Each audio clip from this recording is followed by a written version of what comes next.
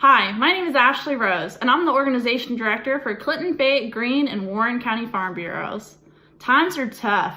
We know that COVID-19 has brought extra challenges to the ag community lately through market disruptions, food chain disruptions, low commodity prices, struggle is getting cash on hand, and as well as this crazy weather that we're having in May.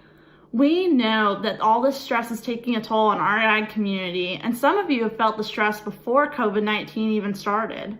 Some of you are just now feeling the strain, so we want to give you tangible ways to reduce your stress. I'm not a doctor, but I am someone who has experienced stress during COVID-19, so I just wanted to share a few things I do to reduce my stress during this time. One of them is writing in a gratitude journal. It's just a regular journal, and I write 5 things every day that I'm thankful for. Some of these are very serious things, like when I'm thankful that a loved one has come out of the hospital, to very silly things, like I'm glad that my favorite coffee creamer was on sale at the store the other day. All these things just give me so much gratitude and help really reduce my stress because it reminds me how blessed I am. I do this before bed. It puts me in a better mood. Some people I know do this in the morning because I think it's a great way to start their day. Whatever works for you is fine. I just know it's been a huge help for me. Another thing is putting down our phones. I know we are connected all the time to everyone and all the information in the world, but it is so important that we disconnect, even if it's only for 30 minutes a day, just to give ourselves some breathing room. All these notifications all day long dinging can really add to our stress. And it doesn't have to be that way. You can plug your phone in even for 30 minutes and walk away, do something else, and come back to it. You can answer texts and calls later, but just giving yourself that breathing room is so important during this time. Another thing is really taking care of yourself during this time. This includes, eating real meals. I know quarantine snacks are a thing and we love them, and I'm not saying you can't have them, but making sure that you're also eating real meals. If you're just eating potato chips all day, that's not giving your body the nutrition it needs. Another thing is drinking water. I'm not saying that you can't have coffee and tea and pop and whatever else is getting you through this crisis, but it's also important to get some water in there too. Maybe trade out your 5th cup of coffee for a glass of water. This can also include reducing your alcohol consumption. I know here in Ohio, we have the fun saying of wine with the wine at 2 p.m., but just making sure that alcohol isn't the main focus of your day. If you're drinking all day long just to get through the day, I would really encourage you to take a good hard look at that, because that really can take a toll on your body after a while. Another thing is getting enough sleep. I know it is so hard when you feel like you have the weight of the world on your shoulders to close your eyes and go to bed. But I would really encourage you to make sure you're getting enough sleep during this time. Maybe this is taking a sleep aid, like melatonin or something your doctor prescribes. And maybe this is just listening to acoustic music on YouTube before you go to bed. All of those are very valuable options, and it's just so important you get enough sleep during this time, because if you're not ready to face the challenges of tomorrow. Another thing is spending time with those who you love. I know social distancing has made this hard, but this could be as simple as going on a walk with your spouse or playing games with your family in the middle of the day. Using that as a tool to break up the day really does help reduce our stress and just give us the much needed break. So I really hope that you do that during this time. Another thing is finding laughter. Maybe this is watching the newest Netflix comedy or calling up an old friend that's going to talk about old stories of silly times you had together. Laughter is a great medicine and a great way to reduce stress. Another thing is, if you have a spiritual belief, to use this time to really dig into your faith. Maybe this is praying, maybe this is reading devotionals. Whatever your faith recommends, I hope you do it during this time. Another thing is finding a little extra time to give yourself some breathing room first thing in the morning. This means, maybe taking a little extra time with your coffee to just sit down and enjoy the morning. before you jump right into your day. If we're going into crisis mode as soon as our feet hit the floor, we're already off to an anxious start and we haven't even started our day.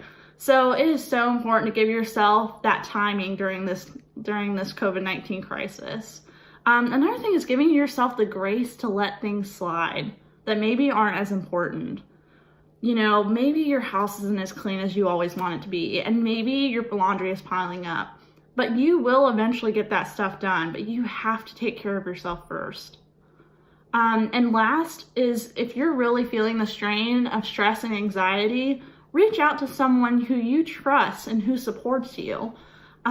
This is so incredibly important to get that stuff off your chest. I'm a big believer that not everyone deserves to hear our struggles, but there are people out there that you matter to, and they want to help you during this time. So maybe you call up a friend or a family member or somebody that you really trust and just tell them, hey, I'm going through a hard time and I need to vent. This is so important, and there's so much power in that by just getting things off your chest. I know I have people in my life who are crazy supportive, that I can call on in any time of day, and I hope that you have that too. I hope these tips helped. I hope that you see the light at the end of the tunnel and that things are going to get a lot better. But I'm going to turn it over to John Cummings. He is from Mental Health Recovery Board of Clinton and Warren counties, and he's going to tell us more information about what we should know about stress and anxiety during this time. He's going to give us lots of resources that we can all use. So I'm going to turn it over to John. Thank you so much. Well, thanks, Ashley, and hello, everyone. I'm John Cummings, Deputy Director of Communications for the Mental Health Recovery Board, serving Warren and Clinton counties. As Ashley said, things have been really, really difficult these days. Lots of pressures for us, and especially for you in the agriculture community who are dealing with so many things going on with the business part of your life. Now, to add to that pressure, here's COVID-19, adding pressure on pressure on pressure.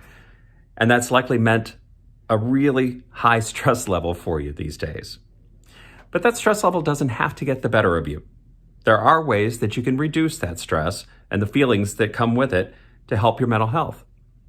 Ashley mentioned several things that are ways to do that: writing in a journal, or playing a game with family, or taking a walk by yourself or with family and friends. They're all great methods of getting out and taking your mind off the daily issues that you face, and then giving you a better frame of mind when you come back to them. But there may also be times when it just feels like things just don't click, and you just feel like things are getting the better of you too. That's our job at the board, is to help make those things easier to deal with through the provider agencies that we contract with. And we want to give you some ideas of the things that are available to help you out there now. For anyone feeling in immediate danger right now, call the crisis hotline at 877-695-6333. There's a trained professional available 24 hours a day, 7 days a week to talk with you and help provide some support as well. You'll also get some resources that may help you connect with local mental health and addiction services providers here too.